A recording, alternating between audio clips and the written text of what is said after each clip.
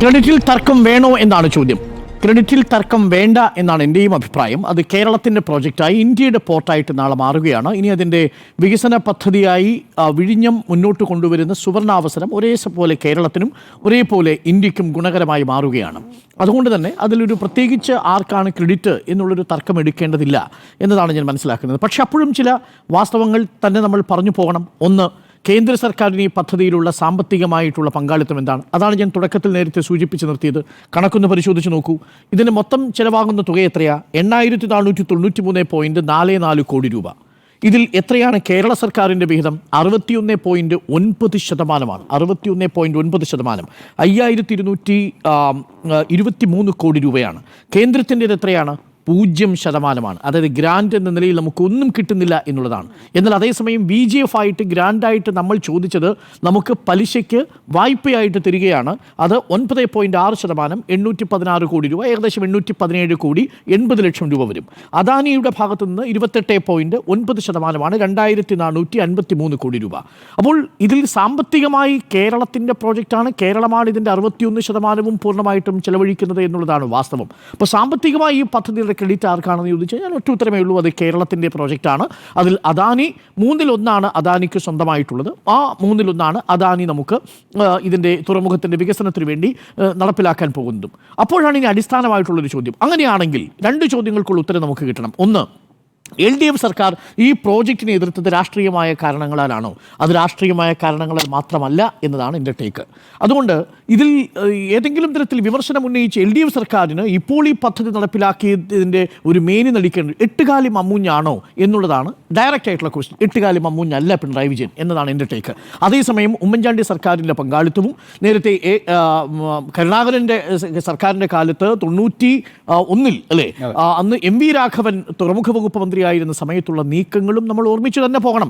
അവരുടെയൊക്കെ ഇനിഷ്യേറ്റീവ് ഇതിലുണ്ട്. നേരത്തെ സുജിയെ പറഞ്ഞതുപോലെ CP-യുടെ കാലത്ത് ഒട്ടേറെ പ്രോജക്റ്റുകൾ, ഇന്ന് കേരളത്തിൽ നമ്മൾ കാണുന്ന പല പ്രോജക്റ്റുകളും CP-യുടെ കാലത്ത് വിഭാവനം ചെയ്യപ്പെട്ടല്ലേ. സർവകലാശാല മുതൽ FACT മുതൽ അന്നത്തെ SBT എന്ന് പറയുന്ന സ്ഥാപനം അടക്കം എത്രയെത്ര സ്ഥാപനങ്ങളാണെന്ന് CP-യുടെ കാലത്തുള്ളത്. അതുകൊണ്ട് എല്ലാ ക്രെഡിറ്റ് CP കൊണ്ടുപോകുന്നു എന്ന് പറയാൻ പറ്റും. ഇതൊക്കെ ഓരോ കാലഘട്ടത്തിൽ വിഷണറീസ് ആയിട്ടുള്ള ലീഡേഴ്സ് കൊണ്ടുവരുന്ന പ്രോജക്റ്റുകളാണ്. അന്ന് MV രാഘവൻ വലിയ പ്രോജക്റ്റായിട്ടാണ് വരുന്നത്. ഇവിടെ മാത്രമല്ല, അഴീക്കലടക്കം വലിയ സാധ്യതകളുണ്ട് എന്ന് കണ്ടെത്തുന്നു. ആലപ്പുഴയിൽ തുറമുഖത്തിനുള്ള സാധ്യത ഉണ്ടെന്ന് കണ്ടെത്തുന്നു. അന്ന് അദ്ദേഹം ഒരു സാധ്യതാ പഠനം നടത്തുന്നത് മാത്രമല്ല, വലിയ തുറയിലുള്ളൊരു ഡിക്രൂസിൻ്റെ ഒരു പത്തേമാരി ഗുജറാത്തിൽ നിന്ന് ഇവിടേക്ക് കൊണ്ടുവരുന്ന സാഹചര്യം പോലും ഉണ്ട്. അന്ന് K. കരുണാകരനാണ് പോയിട്ട് അത് സ്വീകരിക്കുന്നത് ആ സമയത്ത്. പക്ഷേ അന്ന് ഈ തുറമുഖത്തിൻ്റെ ഒരു ലക്ഷണവും അതില്ല. അന്താരാഷ്ട്ര കപ്പൽ ചാലിനോട് ചേർന്ന് കിടക്കുന്ന നമ്മളുടെ തീരത്ത് നിന്നും 1 നോട്ടിക്കൽ മൈൽ അകലെ 24 മീറ്റർ ആഴമുള്ള ഒരു വലിയ സ്വാഭാവികമായിട്ടും അപ്പോഴും ഒരു വലിയ പത്തേമാരിയാണ് അവിടെ വരുന്നത്. 96 മുമ്പാണെന്ന് ഓർമ്മിക്കണം. അതിനുശേഷം പിന്നീട് എന്താ സംഭവിക്കുന്നത്? 2001 AK ആന്റണി സർക്കാരിൻ്റെ കാലത്ത് ശരിയാണ് നീക്കമുണ്ടായി. പക്ഷേ ആ നീക്കമുണ്ടാവുന്നതിന് തൊട്ട് മുമ്പ് ഒരു സംഭവം ഉണ്ടായി. അത് നയനാർ സർക്കാരിൻ്റെ കാലത്താണ്. നയനാർ സർക്കാരിൻ്റെ കാലത്ത് എന്താ സംഭവിച്ചത്? കുമാർ അസോസിയേറ്റ് എന്ന് പറയുന്ന ഹൈദരാബാദ് ആസ്ഥാനമായിട്ടുള്ളൊരു ഏജൻസിയെ വെച്ച് പഠനം നടത്തുകയും ഒരു MOU ഒപ്പിടാനുള്ള കരാറിലേക്ക് വരെ പോകുന്ന സാഹചര്യം ഉണ്ടാകുന്നു. അതൊക്കെ കഴിഞ്ഞാണ് പിന്നീട് ഇത് ഉമ്മൻചാണ്ടിയുടെ കോർട്ടിലേക്ക് വരുന്നത്. അതുകൊണ്ട് ബാക്കിയുള്ള പ്രോജക്റ്റുകളൊക്കെ അവിടെ നിൽക്കട്ടെ. അതുകൊണ്ട് ക്രെഡിറ്റ് ആർക്കെന്ന് ചോദിച്ചാൽ ഇവർക്കെല്ലാം അതിൻ്റെ ക്രെഡിറ്റ് ഉണ്ട്. എന്താ VS അച്യുതാനന്ദൻ ക്രെഡിറ്റ് ഇല്ലേ? ഞാൻ നേരത്തെ പറയായിരുന്നു, 2010 ഒക്ടോബർ മാസത്തിൽ ഈ VS അച്യുതാനന്ദൻ ഈ തുറമുഖത്തിൻ്റെ നിർമ്മാണ പ്രവർത്തനത്തിന് വേണ്ടി സ്ഥലമേറ്റെടുക്കുന്നതിൻ്റെ വലിയ ചിത്രങ്ങൾ സഹിതം ദ ഹിന്ദു പത്രം പ്രസിദ്ധീകരിച്ചിട്ടുണ്ട്. അതൊക്കെ നമ്മൾ വായിച്ചിട്ടുള്ളതുമാണ്. കരാറുണ്ടാക്കി നോക്കൂ. മാത്രമല്ല, ആ സമയത്ത് 2006 ഒരു വലിയ ടെൻഡർ നടക്കുന്നില്ലേ VS അച്യുതാനന്ദൻ്റെ കാലത്ത്? 40 കമ്പനികളിലെ ആ ടെൻഡറിൽ പങ്കെടുക്കുന്നത്. ആ ഗ്ലോബൽ ഇൻവെസ്റ്റ്മെൻറ്റ് മീറ്റിൽ പങ്കെടുക്കുന്ന കമ്പനികളിൽ ഒരു കമ്പനിയുടെ tender Lanco Kondapalli negative tender ആയിരുന്നു. എന്ന് പറഞ്ഞാൽ എന്താ? സർക്കാരിന് അങ്ങോട്ട് 115 കോടി രൂപ കൊടുത്ത് ഈ പ്രോജക്റ്റ് നടപ്പിലാക്കാൻ വേണ്ടി വന്ന കമ്പനിയാണ് ലാൻകോ കൊണ്ടപ്പള്ളി. ഒടുവിൽ എന്താ സംഭവിച്ചത്? ലാൻകോ കൊണ്ടപ്പള്ളിക്ക് പ്രതിരോധ മന്ത്രാലയത്തിൻ്റെ ക്ലിയറൻസും കിട്ടി. പക്ഷെ അപ്പോഴാണ് പ്രശ്നം വരുന്നത്. സൂം കൺസോർഷ്യം കൊണ്ട് കേസ് കൊടുക്കുന്നു, പിന്നീട് നൂലാമാലകളിൽ കുടുങ്ങുന്നു. അങ്ങനെ ലാൻകോ കൊണ്ടപ്പള്ളി അതിൽ നിന്ന് പിൻവാങ്ങുന്ന സാഹചര്യം ഉണ്ടാകുന്നു. അതിനുശേഷം ആരും ഈ പദ്ധതി ഏറ്റെടുക്കാൻ വരാതിരിക്കുന്നൊരു സാഹചര്യം വരുമ്പോഴാണ് ഉമ്മൻചാണ്ടി സർക്കാരിൻ്റെ കാലത്ത് ഇത് അദാനിയുമായി ബന്ധപ്പെട്ടുകൊണ്ടൊരു പ്രോജക്റ്റ് എന്ന നിലയിലേക്ക് KV തോമസിൻ്റെ അധ്യക്ഷതയിൽ അത് കൂടുന്നത്. പക്ഷേ അവിടെ ഒരു പ്രശ്നമുണ്ട്. ആദ്യഘട്ടം മുതൽ തന്നെ ഈ പോർട്ട് യഥാർത്ഥത്തിൽ സർക്കാരിൻ്റെ ഉടമസ്ഥതയിലായിരിക്കണമെന്നൊരാവശ്യമാണ് അന്ന് പ്രതിപക്ഷവും ഭരണപക്ഷവും മുന്നോട്ട് വെച്ചതും ഉമ്മൻചാണ്ടിയും അന്നത്തെ പ്രതിപക്ഷ നേതാവും എല്ലാം അംഗീകരിച്ചതും അതാണ്. അവസാന നിമിഷം വരെ അങ്ങനെ തന്നെ ആണെന്ന് ഉറപ്പുവരുത്തുകയും ചെയ്തു. 2012-13 വരെ ആ നിലപാട് സ്വീകരിച്ച് ഉമ്മൻചാണ്ടി 2013 ആകുന്ന സമയത്ത് ആ നിലപാടിൽ നിന്നും മലക്കം അറിയുന്നുണ്ട്. എന്നിട്ട് അതൊരു PPP പ്രോജക്റ്റിലേക്ക് അത് മാറ്റുന്നുണ്ട്. ആ പ്രോജക്റ്റിലെ വ്യവസ്ഥകളായിരുന്നു യഥാർത്ഥത്തിൽ LDF ആദ്യഘട്ടത്തിൽ എതിർത്തത്. നമ്മളും കേട്ടാൽ സ്വാഭാവികമായിട്ടും അന്യായമാണെന്ന് തോന്നുന്നൊരു പ്രോജക്റ്റല്ലേ. 1/3 മാത്രമുള്ള അദാനി കമ്പനിക്ക് 40 വർഷത്തേക്ക് ഈ പ്രോജക്റ്റിൻ്റെ 40 വർഷവും പിന്നീട് തുറമുഖത്തിൻ്റെ പണി നടക്കുന്ന തുറമുഖ വികസനത്തിൻ്റെതായിട്ടുള്ള 20 വർഷവും മൊത്തം 60 വർഷത്തേക്ക് അതാണ് CAG ചോദിച്ചത്. 60 വർഷത്തേക്ക് നിങ്ങൾ ആ ഏരിയയുടെ ആ പ്രദേശത്തിൻ്റെ മുഴുവൻ റിയൽ എസ്റ്റേറ്റ് അവകാശങ്ങളും കൊടുക്കുകയാണ്. ആ കമ്പനിക്ക് കൊടുക്കുമ്പോൾ ആ 69% മുടക്കുന്ന സംസ്ഥാനത്തിന് കിട്ടുന്നത് എത്രയാണെന്നറിയാമോ? 20 വർഷത്തിനു ശേഷം 1 വർഷം 1% എന്ന നിരക്കിൽ 20 വർഷമാകുമ്പോൾ 20, 40 വർഷമാകുമ്പോൾ 40% എന്ന നിരക്കിലാണ് കിട്ടുന്നത്. മാക്സിമം 40% കിട്ടൂ. അതും എപ്പോഴാണ്? അപ്പോൾ ഈ പ്രോജക്റ്റ് വയ്ക്കുമ്പോൾ സ്വാഭാവികമായി ആളുകൾ ചോദിക്കൂലേ, 1/3 കമ്പനിക്ക് 60 വർഷത്തേക്ക് സമ്പൂർണ്ണമായിട്ട് റിയൽ എസ്റ്റേറ്റിൽ 30% സ്ഥലത്തിന് അധികമായിട്ട് അവർക്ക് ഉപയോഗിക്കാൻ കഴിയുന്ന തരത്തിലൊരു പ്രോജക്റ്റ് റിപ്പോർട്ട് ഉണ്ടാക്കുക, അത് സൈൻ ചെയ്യുക. അങ്ങനെ സൈൻ ചെയ്തു വരുമ്പോൾ സ്വാഭാവികമായും ആളുകൾക്ക് സംശയം വരും, ഇതിൽ നമ്മുടെ സംസ്ഥാനത്തിന് ഇപ്പോൾ വല്ലാർപാടം നോക്കൂ, വല്ലാർപാടം കമ്മീഷനിങ് കഴിഞ്ഞ ആദ്യ വർഷം മുതൽ 33% സ്റ്റേറ്റിന് കിട്ടുന്നുണ്ടെന്നേ. ഇവിടെയാണ് വിഴിഞ്ഞം പദ്ധതി നടപ്പിലാകുമ്പോൾ ഇപ്പോഴും ഈ അന്യായ വ്യവസ്ഥ ഇതിനകത്തുണ്ട്. അപ്പോഴൊരു ചോദ്യം, അന്ന് കടൽക്കൊള്ള എന്ന് വിളിച്ചത് ഇന്ന് നിങ്ങൾ അംഗീകരിക്കുന്നില്ലേ? ഈ പദ്ധതി ഈ റിപ്പോർട്ടിൽ ഈ മെമ്മോറാണ്ടം അല്ലാതെ മറ്റൊരു മെമ്മോറാണ്ടം തിരുത്തി എഴുതി പ്രോജക്റ്റ് നടപ്പിലാക്കാൻ പറ്റത്തില്ല. LDF അതുകൊണ്ട് നടപ്പിലാക്കാൻ എല്ലാ ദൗർബല്യങ്ങളോടും കൂടി ഈ UDF സർക്കാരിൻ്റെ കാലത്ത് കൊണ്ടുവന്ന അന്യായമായ ഈ വകുപ്പുകൾ സഹിതം ഞങ്ങളിത് നടപ്പിലാക്കുന്നു എന്ന് പറഞ്ഞുകൊണ്ടാണ് LDF സർക്കാർ നടപ്പിലാക്കുന്നത്. പക്ഷേ എന്നിട്ടും നേരത്തെ ഉണ്ണി ബാലകൃഷ്ണൻ പറഞ്ഞതുപോലെ 2013 വലിയ മനുഷ്യച്ചങ്ങല ഇവിടെ ഈ സംഘടിപ്പിക്കുന്ന എന്തിനാ? 2013 212 ദിവസം നീണ്ടു നിൽക്കുന്ന ഒരു വലിയ നിരാഹാര സമരം പാളയത്തുണ്ടായിരുന്നില്ലേ? കോടിയേരി ബാലകൃഷ്ണനല്ലേ അതിന് നേതൃത്വം നൽകിയത്? ഇതൊന്നും മറന്നുകൊണ്ടാകരുത് എന്ന് മാത്രമേ ഉള്ളൂ ഇതിനെ എട്ടുകാലി മമ്മൂഞ്ഞ് എന്ന് വിളിക്കുന്നത് എന്നതാണ് എൻ്റെ പക്ഷം. അതുകൊണ്ട് ക്രെഡിറ്റിൽ തർക്കം വേണോ എന്ന ചോദ്യത്തിന് ക്രെഡിറ്റിൽ തർക്കം വേണ്ടതില്ല.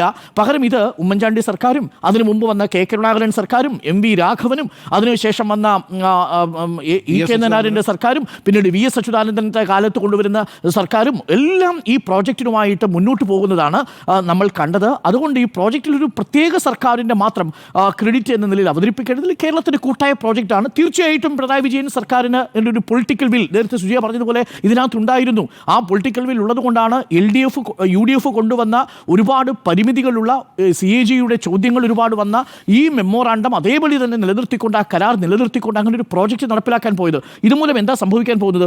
എനിക്ക് കേന്ദ്ര സർക്കാരിനോടുള്ള ഒരേ ഒരു വിയോജിപ്പ്, കേന്ദ്ര സർക്കാരിന് ഇത് 1 വർഷം ഇത് കൊടുക്കുന്ന ലാഭം എത്രയാണെന്ന് അറിയാമോ? ഈ നിലവിൽ കസ്റ്റംസ് ഡ്യൂട്ടി ഇനത്തിൽ 10,000 കോടിയാണ് ഈ 1 വർഷം ഈ ക്രയവിക്രയത്തിലൂടെ ലഭിക്കാൻ പോകുന്നത്. ആ കസ്റ്റംസ് ഡ്യൂട്ടിയുടെ 60% കേന്ദ്രത്തിനാണ് പോകുന്നത്. 6,000 crore പെർ ഇയർ. 6,000 കോടി രൂപ കേന്ദ്രത്തിന് കിട്ടുകയാണ്.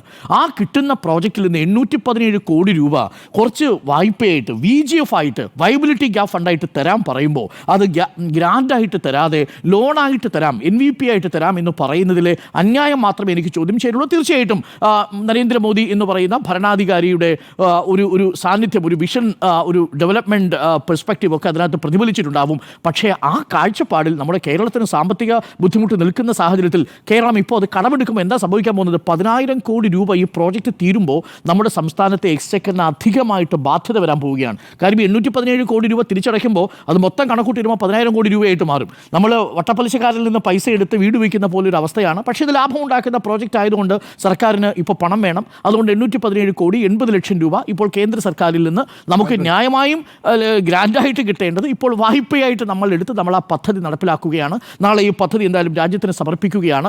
ആ പദ്ധതി വലിയ മാറ്റം ഉണ്ടാക്കുമെന്ന് തന്നെയാണ് ഞാൻ മനസ്സിലാക്കുന്നത്. അതുകൊണ്ട് ഈ പദ്ധതി ഏതെങ്കിലും തരത്തിൽ ഒരു പാർട്ടിയുടെ മാത്രം ക്രെഡിറ്റ് ആയിട്ട് ഞാൻ കണക്കാക്കുന്നില്ല. അതേസമയം എട്ടുകാലി മമ്മൂഞ്ഞാണ് എന്നുള്ള ആക്ഷേപമൊന്നും ശരിയല്ല എന്ന് തന്നെയാണ് എൻ്റെ ടേക്ക്. കാരണം ഇതിൽ വളരെ വ്യക്തമായിട്ടുള്ള പൊളിറ്റിക്കൽ റീസൺസ് അന്ന് എതിർക്കുന്ന സമയത്തുണ്ടായിരുന്നു. ഇപ്പോഴും ആ പദ്ധതി മുന്നോട്ട് പോകുന്നത് ആ രീതിയിൽ തന്നെ ന്യായയുക്തമല്ലാത്ത വകുപ്പുമായിട്ടാണ് എന്നതുകൂടി നമ്മൾ പറയണം. പക്ഷേ ഇത് സംസ്ഥാനത്തിൻ്റെ വികസനത്തിന് ആവശ്യമാണ്. ഇതല്ലാതെ മറ്റൊരു വഴിയില്ല.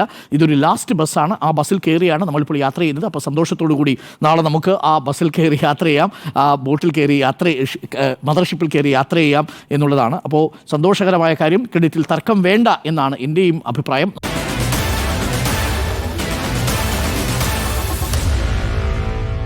Meet the editors.